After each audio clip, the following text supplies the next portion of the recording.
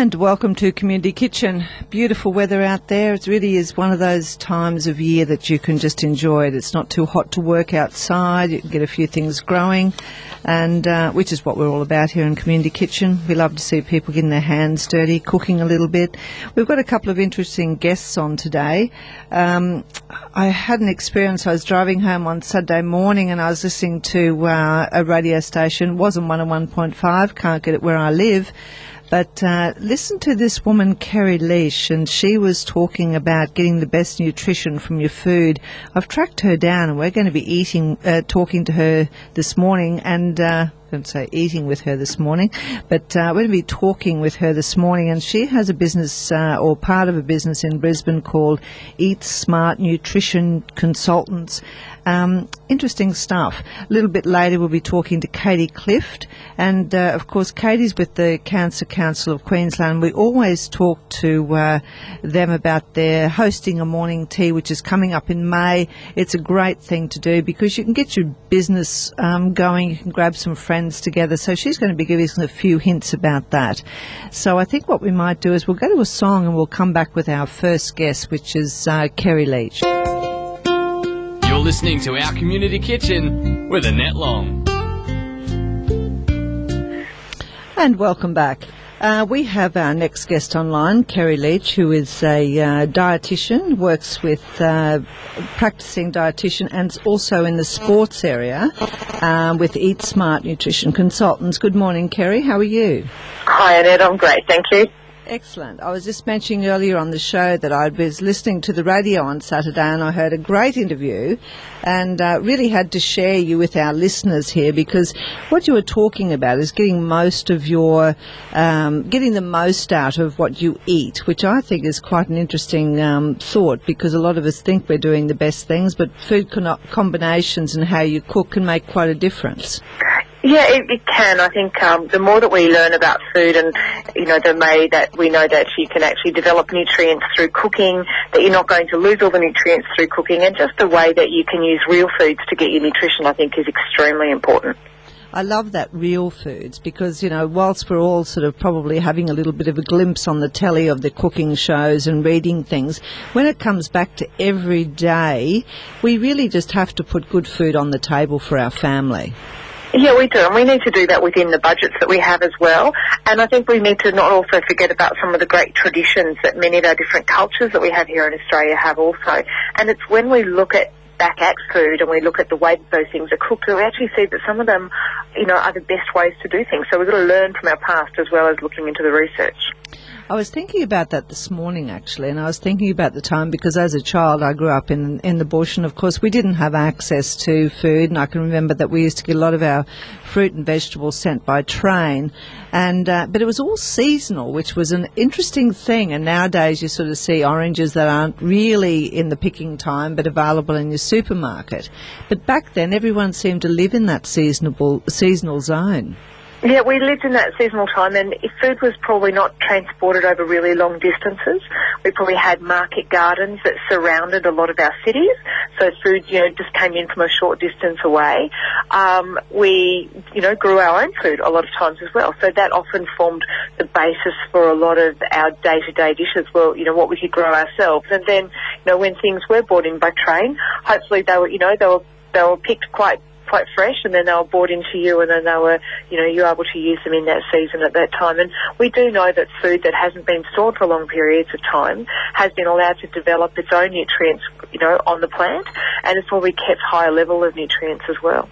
One of the things that we've been hearing a lot of, the good and bad fats, it's very confusing for people because if you go into one section in the supermarket aisle where you've got hundreds of different oils and you've got, you know, cold pressed, you've got this, you've got that.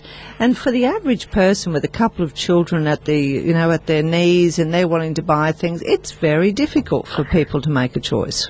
Look, it can be really quite confusing, and I think the information that we really have to hand, we have to be able to sort through a lot of the research and pick out what's real and what's what's going to be beneficial. What we do know is that things like olive oil, which has got plenty of antioxidants in them, are great for cooking at low cooking temperatures, just browning things off, not there for your stir frying and those type of things. And they contain plenty of monounsaturated fats, which have less effect on our cholesterol levels and have been shown to have no evidence of not being bad. But they're not great cooked at high temperatures. If you cook them at high temperatures, they burn. And whether it's cold pressed or it's an extra virgin, basically with the olive oil, the pressing of it is what you will get. So the first press of it will give you your extra virgin olive oil, and that will be what first comes out of the stones. Then as you get lower in your qualities to the virgins and the light type of olive oils, they've done more extraction type of processes on them and may have used more chemicals in them as well. That's the frightening thing, isn't it? Just knowing how much chemical is going into our diet. Now, with your particular job, I mean, you're working with a lot of sports people, and a lot of these have to have the lean, mean diets, otherwise they're just not going to be able to get that fantastic performance.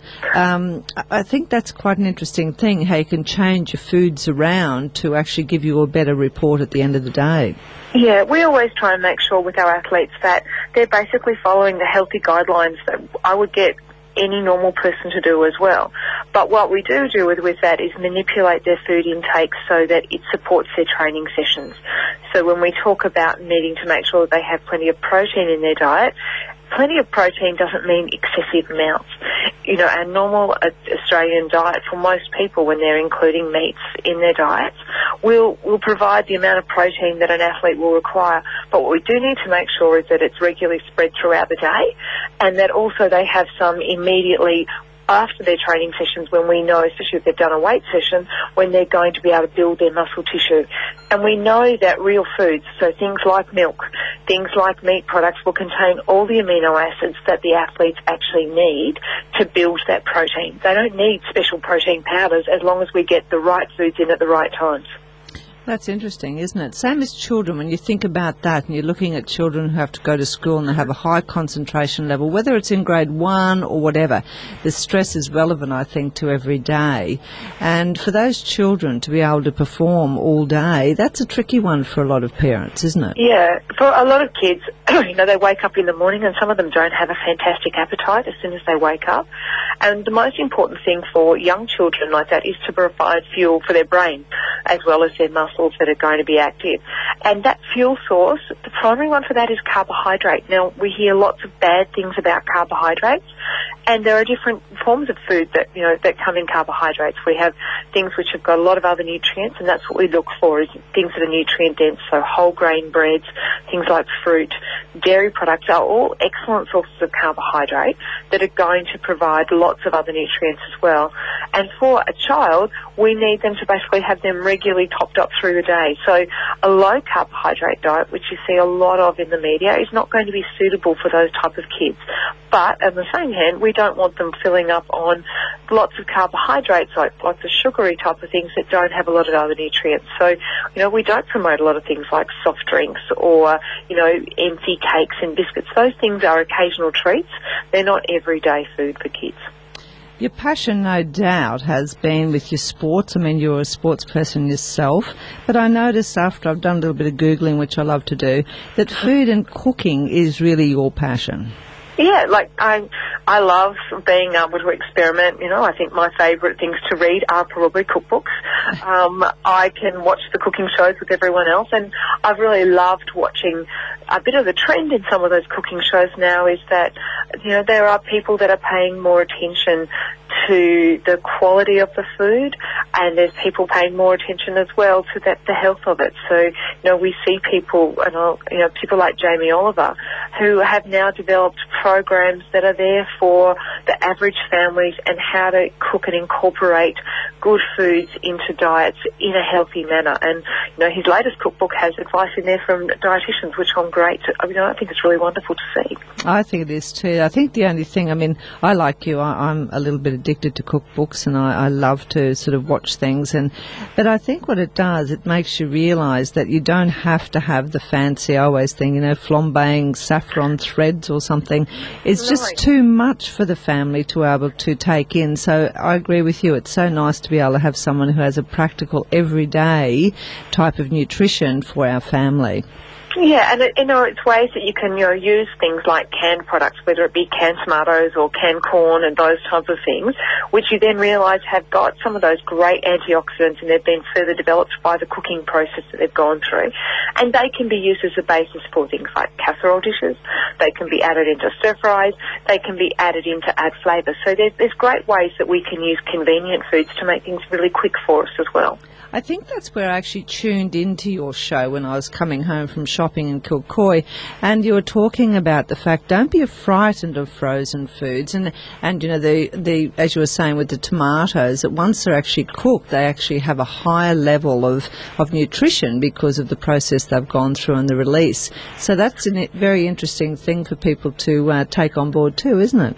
Yeah, it really is. And I think, that if you can look at how you can incorporate those things in, I know there's a lot of people concerned about the safety of their food nowadays, and where does it come from and what chemicals has it been grown with and those type of things.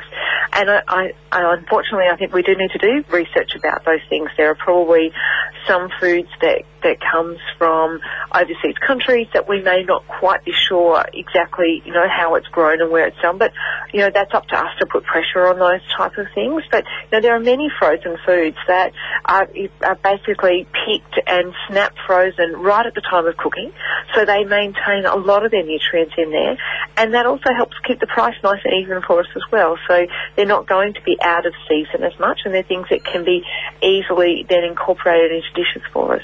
I think that's the one thing. And when it comes down to it, most of the time the parent who is in charge of providing the family food, number one, they have to look at price, as you said earlier. But at the same time, you've not only got the family meal, you've got lunch, you've got breakfast to consider, and sometimes it can be a little bit daunting if you don't really enjoy cooking. Yeah, it can be, and I think getting help and getting inspiration in terms of planning meals and those type of things. I mean, we often tend to find that most of us will have much the same breakfast every day. We're habit people, and a lot of times we'll have lots of different things for lunch. The most important thing, if we look at what do we need to do in the Australian diet, we really need to get more fruits and veggies into our diets, and especially more veggies. So any way that we can incorporate those into breakfasts, lunches, dinners, snacks is a great thing. So, if we can concentrate on those, and that's why I love seeing things like kitchen gardens and people being growing some of their own things, because that's great ways that, we can start to put those different foods into our diet in a really reasonably priced way as well. One of the comments that I hear the most, which really sometimes it does make me a little bit cross, because people say I never have time for breakfast. And yet if you've got a couple of bananas on the bench, grab and go, because they're such a good thing. But it is one of those things to start your day with something to eat. That we really do know that, starting the day with breakfast, people that eat breakfast typically tend to maintain their weight better. It seems a bit odd that you think, you're adding extra food in, but people that have breakfast tend to make sure they eat more regularly through the day. They don't get the real hungries and then have a binge at some other time as well. And they're most likely to be thinking about what they're doing as well. So, we know that that's a really great way. It's great for kids, and it's also important for adults and athletes as well. So, it can be something as simple as a smoothie that you can quickly whip up for yourself, and you can pour it into a takeaway cup and have it in the car if you want to on the way. You can, have a tub of yogurt. You can grab a piece of fruit. They too can be things, a lot of your listeners are probably commuters at times. Some of the time is spent in the car. So if we can have something that's a snack to eat on the run, that can be fine as well. I think it's fantastic. I really enjoyed having you on my show this morning, and listening to you on Saturday. It made my driving very pleasant. And thank you for taking the time out of your busy schedule to join us. It's no problem at all. Thank you for letting me talk about food and my passion. So Thanks. And no doubt we'll talk again another day. Bye for now. Thank you. Bye. And we've been talking with Kerry Leach, and as you can see, she does have a little bit of passion in there. She does a great job there. She's an accredited practicing dietitian, a sports dietitian. But I think what really hit the spot for me when finally it was said on her site there, finally my passion is food and cooking, and I love to find ways to make food a healthy and tasty part of everyday living. That's our whole aim, isn't it? We'll be back shortly. We'll go to our sponsors. And you're back with Community Kitchen. Interesting what Kerry was saying about the breakfast, and I'd pulled something out of the paper this week, and it actually agrees very much. Eating protein for brekkie to avoid the naughty snacking at night. And eating a breakfast high in protein can stop you prowling the pantry for fatty, sugary foods in the evening. US research found that when overweight or obese young women ate protein-rich breakfast, they not only felt fuller for longer, their brain messages responsible for food cravings were reduced. Exactly what Kerry was talking about. This impact also seemed to be felt all day. The women on the high-protein breakfast were not driven to snack on unhealthy foods in the evening, compared with the women in the study who skipped breakfast and those who ate less protein. So what's the ideal protein-rich brekkie? The women in the study ate egg and beef-based foods, such as burritos, egg waffles and sausages, and the researchers also recommended plain Greek yogurt and cottage cheese. They say the ideal amount of protein to have at breakfast is about 35 grams. This is what I'm talking about with this confusion, 35 grams of protein. How do we work this out? I mean, is that one egg? Is it whatever? That's the sort of stuff. If it was all simplified, I'm sure a lot of us would be able to consume things a little bit easier. And I don't know, it just annoys me when you're reading the back of an ingredient box or something and it has this particular language. Unless you're a dietitian or a nutritionist or something, you don't understand. This is what we've been talking about on the show here, keeping it simple. And one word that kept coming up when Kerry was talking earlier was real food. And I think that is very important for us all.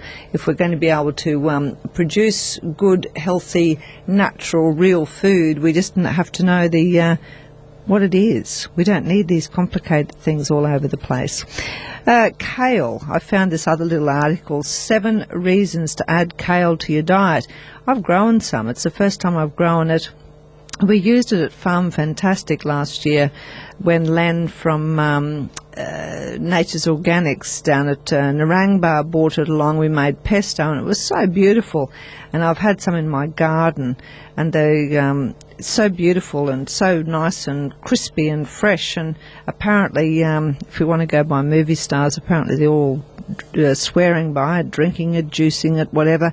But on a more practical level, kale is a low-calorie, high-fibre and fat-free. It's very high in iron. It's actually higher in iron than beef. So maybe if you're having a dish where you've only got a small amount of beef, you can put the kale in there and jazz it up a bit. High in vitamin K, which is necessary for bone health and prevention of blood clots.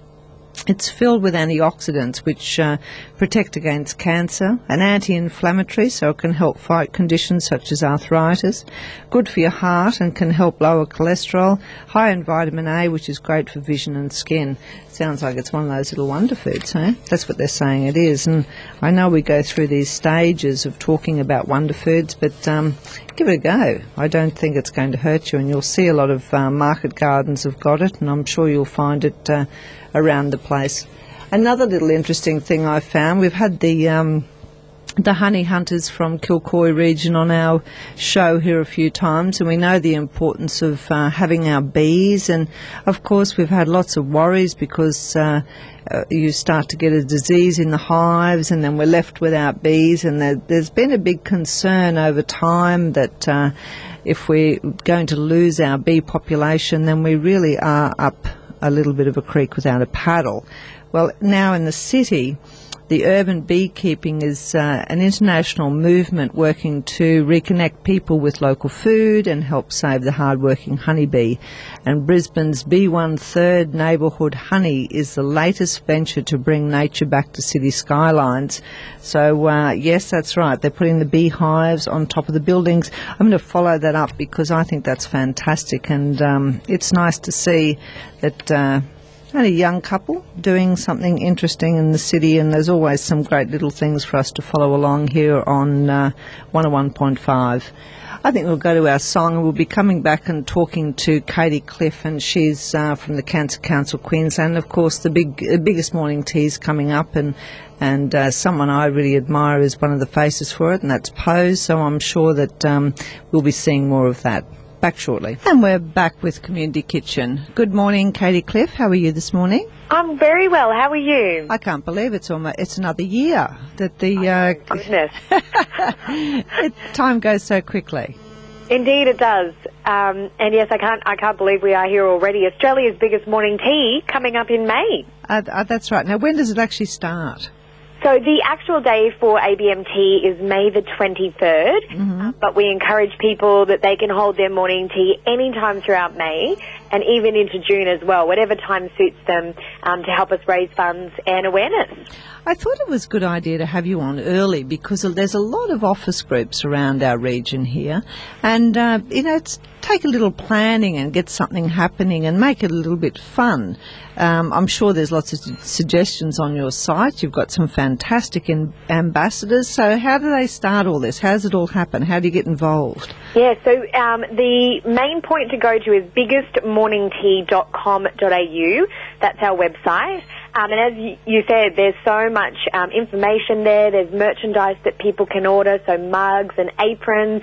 And when people register and put in their details for hosting a morning tea, we send them out a complete host kit. So everything they need to know about hosting it, raising funds, how to send the funds back to us, where the funds actually go.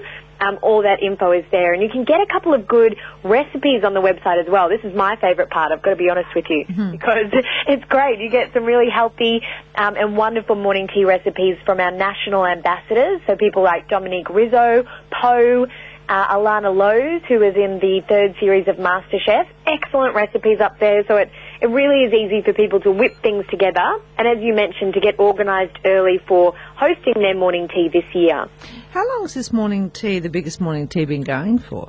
Goodness, 20 years. What? Believe it. Yeah, this year is our 20th year, so we're asking people to have a birthday theme. So if they can don party hats and have a bit of a birthday cake or birthday cupcakes, that'd be awesome as well. But yeah, 20 years, and over that time, $110 million that we've raised nationwide towards the fight against cancer. So an amazing effort. That's incredible, isn't it?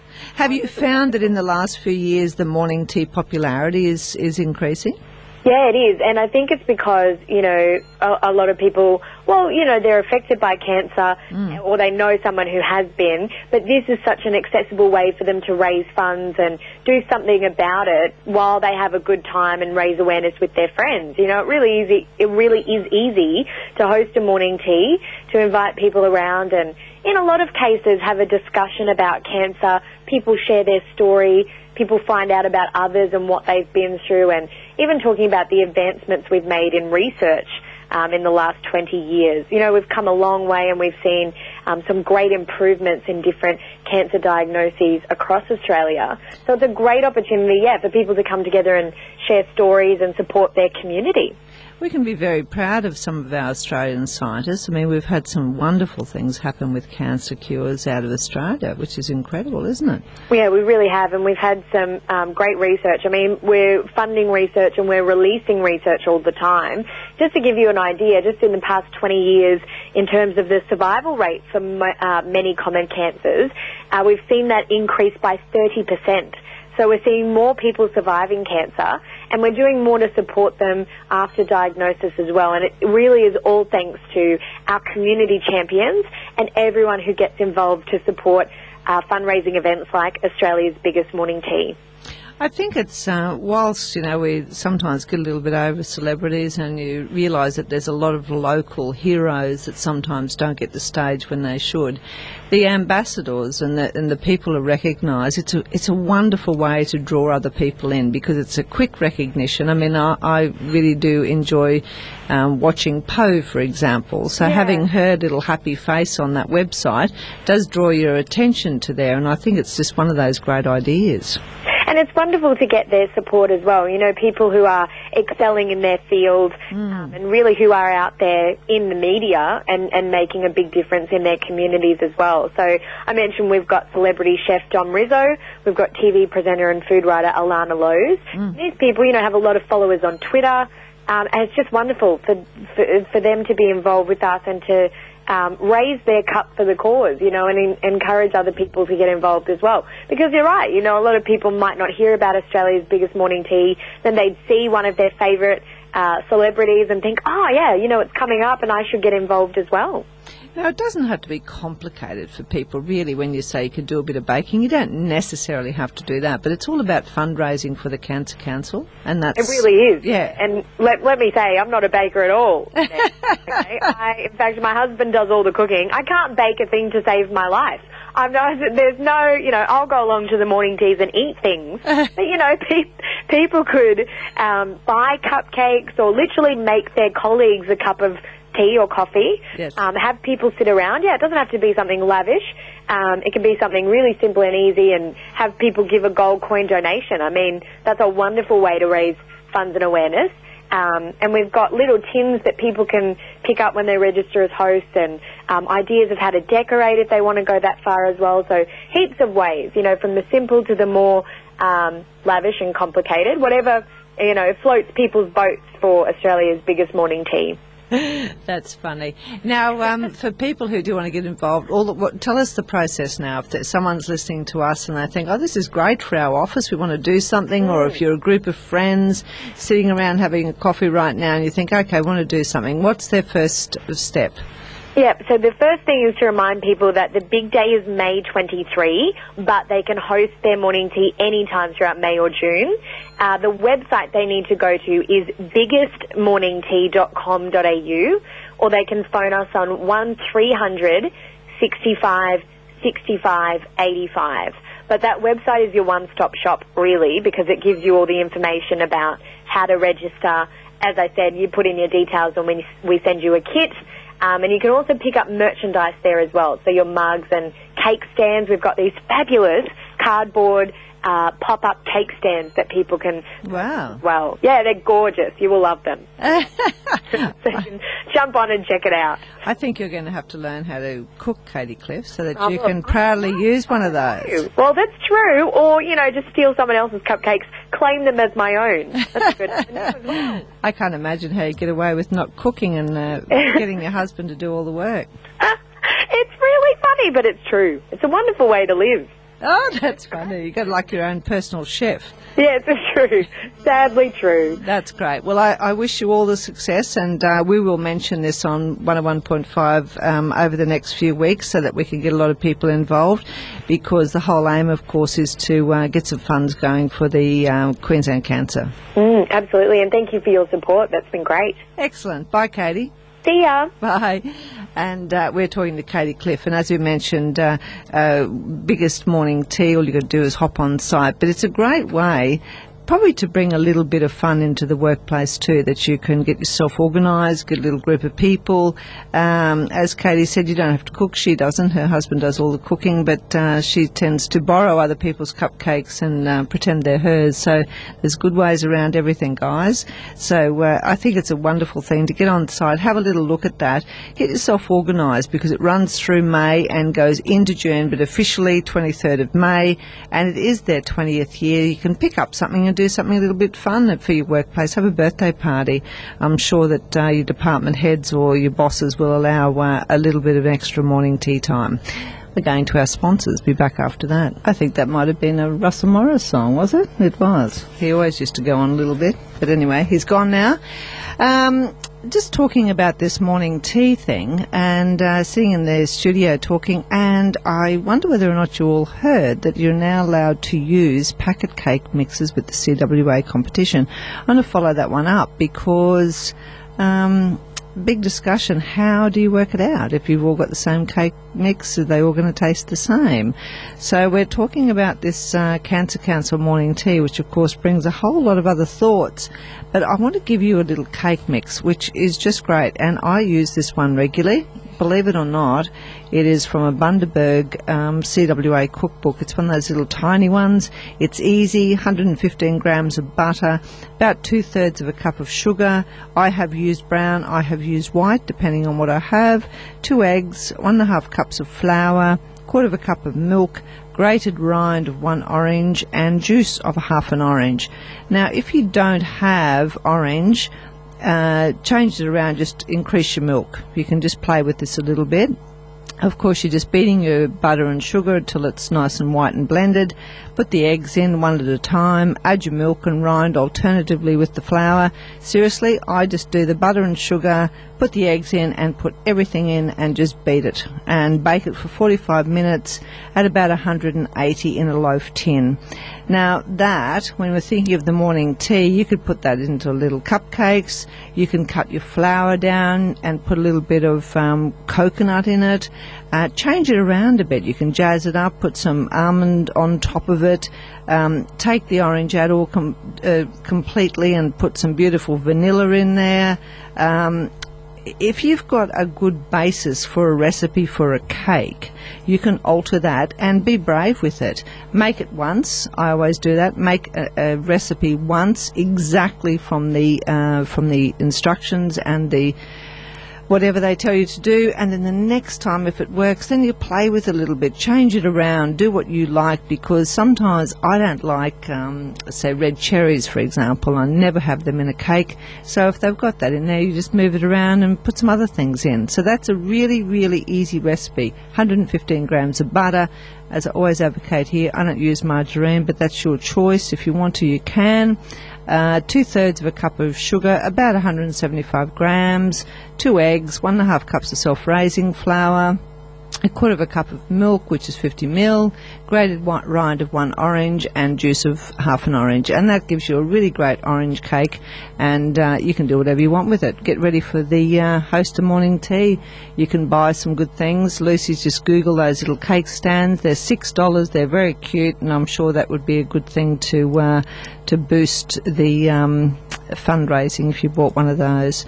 Thinking of baking, over the Easter, I meant to tell you we were talking about chocolate, and we were talking about what we're going to cook. I did actually cook the Cadbury mint slices, mint biscuits. Fantastic. So even though it was a bit of a drama because you had 3 items you had to do, it was worth it in the end, and I think it's always good to have a bit of a go.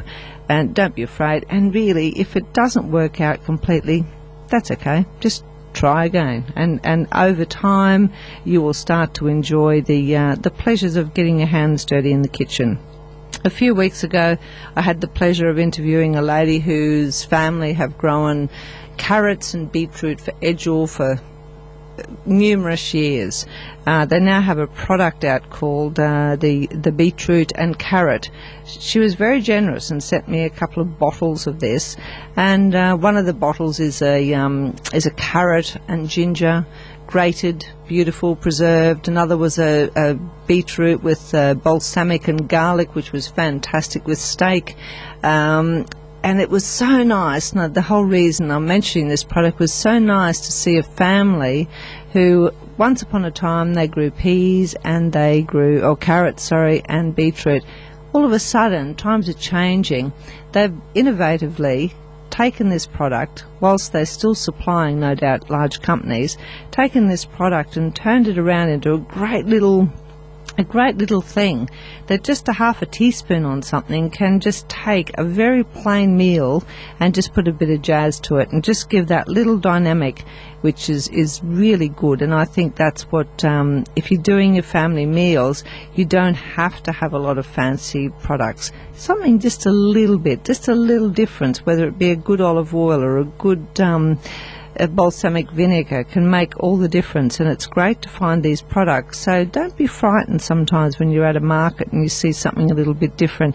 It can just change that everyday meal into something a little bit different, and let's face it, we all like to try something that's deliciously yummy. I think that's what it's all about. So this morning we've been talking to Kerry Leash, and she was with Eat Smart Nutrition. Fantastic. They've got some great ideas, and as I say to you, Google it, have a look.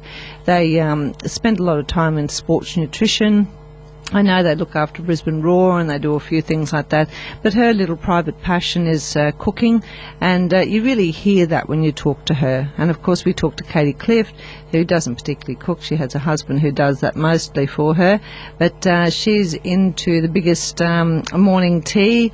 To date, 20 years they've been going, $110 million they've found. That's fantastic. They've fundraised. You can get involved, have a bit of fun, have morning tea at work. That's it for me. I'll be back next week, and I think I will follow up this packet cake thing. I think that's quite amazing. We'll talk to you next week.